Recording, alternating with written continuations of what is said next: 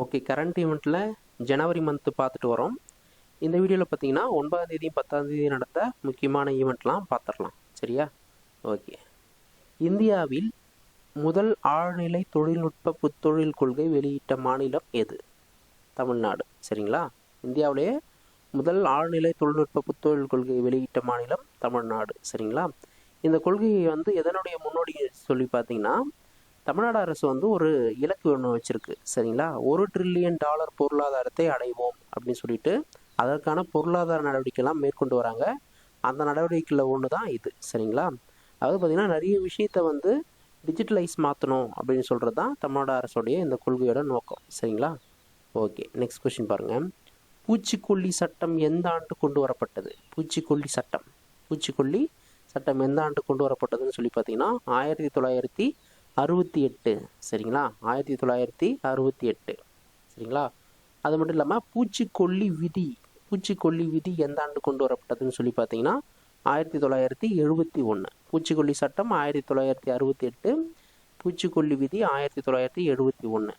ஏன் இதை கொண்டு வந்தாங்கன்னு சொல்லி பார்த்தீங்கன்னா, விவசாயிகளுக்கு நன்மை பயக்கும் விதத்தில் போலி பூச்சிக்கொல்லிகளை ஒழிக்கிறதுக்காக இதெல்லாம் கொண்டு வந்திருக்கிறாங்க. சரிங்களா? ஓகே, நெக்ஸ்ட் கொஸ்டின் பாருங்க. இந்தியாவில் முதல் காகிதமில்லா மாவட்ட நீதிமன்றம் எது? இந்தியாவில் முதல் காகிதமில்லா மாவட்ட நீதிமன்றம், ஃபுல்லாக டிஜிட்டலைஸ் செய்யப்பட்ட நீதிமன்றம், மாவட்ட நீதிமன்றம், இதுதான் முக்கியம். சரிங்களா? மாவட்ட நீதிமன்றம் எது? கல்பெட்டாவில் இருக்கிற மாவட்ட நீதிமன்றம் தான் இதில் இடம் பிடிச்சிருக்குது. சரிங்களா?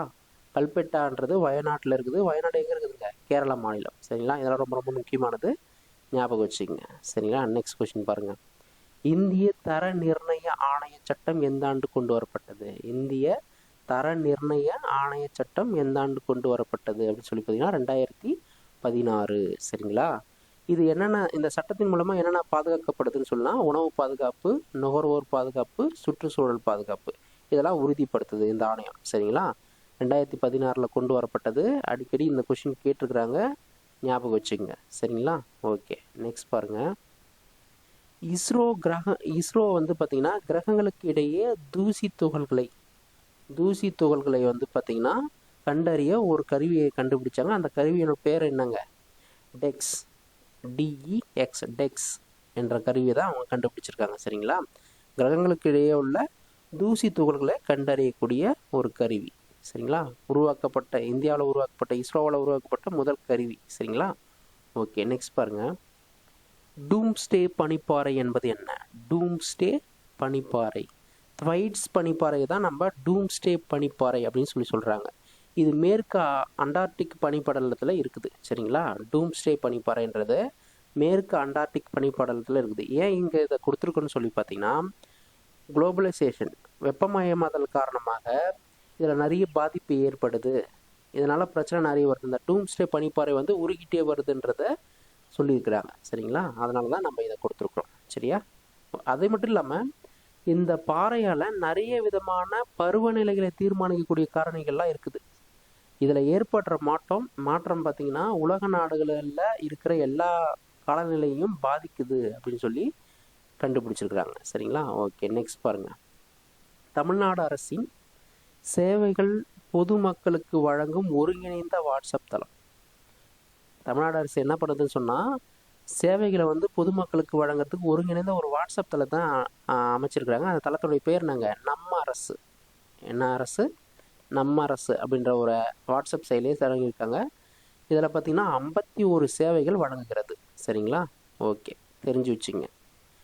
ஆதார் சேவை நிறைய இந்த ஃபோட்டோ மாற்றுறது, அப்புறம் நேம் மாற்றுறது, எல்லாமே நிறைய முக்கியமானது ஆதார். சரிங்களா? அடையாள அட்டைக்கு முக்கியமாக பயன்படுறது ஆதார் சேவையாக இருக்குது. இந்த ஆதார் சேவையெல்லாம் ஒருங்கிணைக்கும் தளம் எதுங்க? UDI, UIDAI அப்படின்னு சொல்லுவாங்க. சரிங்களா? உதய் தளம்னு சொல்லுவாங்க. சரிங்களா? இப்போ சிம்பிளாக சொல்லணும்னு சொன்னால், இதனுடைய தலைவர் பார்த்தீங்கன்னா நீல்காந்த் மிஸ்ரா. அப்போ உதயோடைய தலைவர் யாருன்னு சொல்லி பார்த்தீங்கன்னா யாருங்க? நீல்காந்த் மிஸ்ரா. சரிங்களா? ஓகே, அதுக்கு அடுத்த கொஸ்டின் பாருங்கள். உலக புத்தக கண்காட்சி 2026 எங்கே நடைபெற்றதுங்க? உலக புத்தக கண்காட்சி 2026 எங்கே நடைபெற்றது அப்படின்னு சொன்னாங்க. இந்தியாவில் பார்த்தீங்கன்னா டெல்லி. சரிங்களா, டெல்லியில் நடந்தது. ஓகே, நெக்ஸ்ட் பாருங்கள். பெண்கள் மற்றும் குழந்தைகள் மேம்பாடு சுற்றுச்சூழல் அமைப்பை வலுப்படுத்த ஏற்படுத்தப்பட்ட வலைதளம். பெண்களுக்காகவும் குழந்தைகளுக்காகவும் ஏற்படுத்தப்பட்ட சுற்றுச்சூழல் அமைப்பை வலுப்படுத்த ஏற்படுத்தப்பட்ட வலைதளம் எதுன்னு சொல்லி பார்த்தீங்கன்னா பன்குடி. நான் என்ன பாருங்கள், பன்குடி. சரிங்களா, PANKHUDI, பன்குடி. சரிங்களா, அதெல்லாம் ரொம்ப ரொம்ப முக்கியமானது.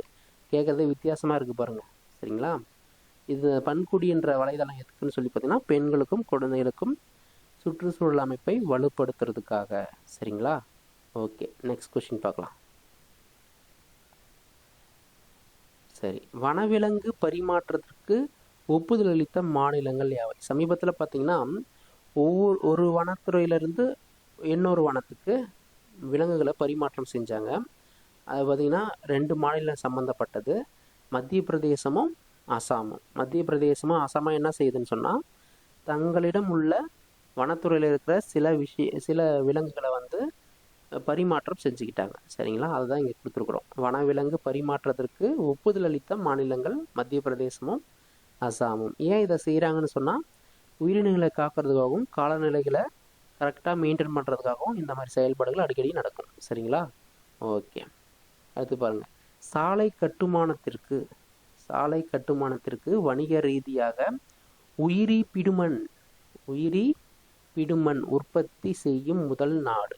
உயிரி பிடுமண் உற்பத்தி செய்யக்கூடிய முதல் நாடு எதுங்க? இந்தியா தான். சரிங்களா, சரி, இந்த உயிரி பிடுமண் எதுலேருந்து எடுக்கப்படுது அப்படின்னு சொல்லி பார்த்தீங்கன்னா கச்சா எண்ணெயிலேருந்து எடுக்கப்படுது.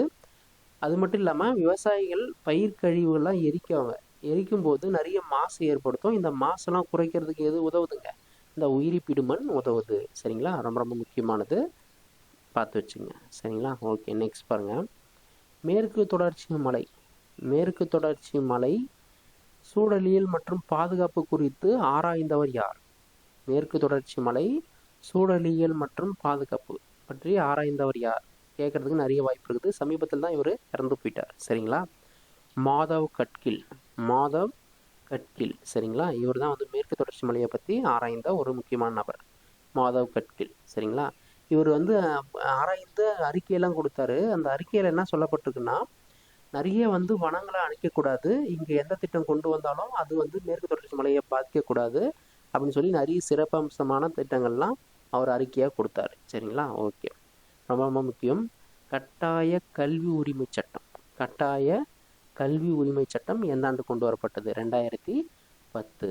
சரிங்களா, கட்டாய கல்வி உரிமை சட்டம் எந்த ஆண்டுங்க? 2010. சரிங்களா, ஓகே, நெக்ஸ்ட் ஈவெண்ட்டில் நம்ம சந்திக்கலாம். சரிங்களா, ஓகே.